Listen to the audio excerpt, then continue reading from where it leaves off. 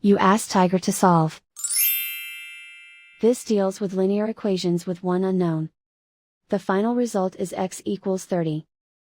Let's solve it step by step. Group all constants on the right side of the equation. Add 16 to both sides. Simplify the arithmetic.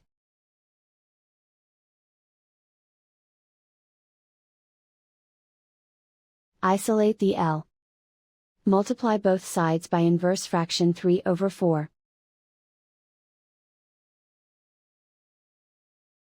Group like terms.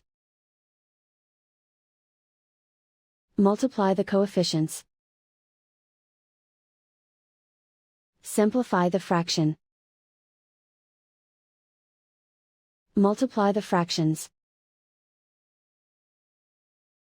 Simplify the arithmetic. And so the final result is x equals 30.